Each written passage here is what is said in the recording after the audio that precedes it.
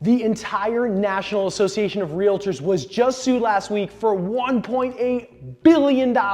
Here's what you need to know. Plaintiffs filed a class action lawsuit against the NAR and major brands in the industry last week after a trial and only a 2.5-hour deliberation.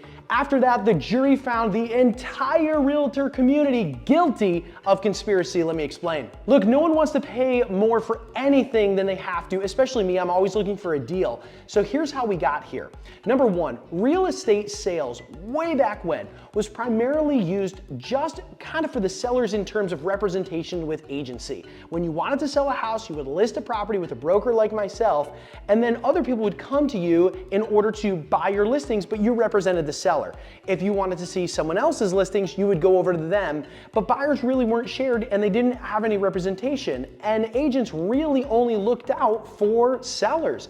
In this case, it left a lot of buyers feeling unrepresented, and the houses were really only portrayed in the light that the sellers wanted them to portray, and buyers desperately needed that representation. Well, sellers also wanted more buyers than just came from one broker, so they decided in the broker community, why don't we just share a lot of our listings with each other, and we'll also compensate one another from the full commission amount in order to get more sellers on the table and for our buyers to look at, and also buyers will be able to go to a lot more sellers, and there's a win-win with this. In this case, both buyers and sellers and the community wins. However, now America is saying that they don't want to pay that split of fee that goes towards the buyer's agency from the full commission, and they want to be able to negotiate with that with their agent.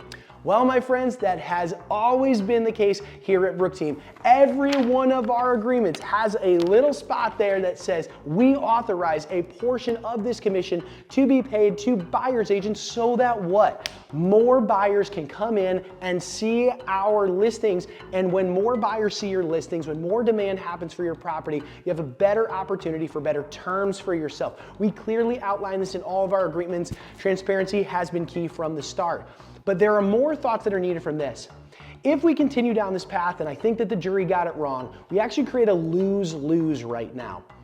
Right now, housing prices have increased, and for many buyers, the market has just been very challenging, and competing with other buyers has been a hardship for many.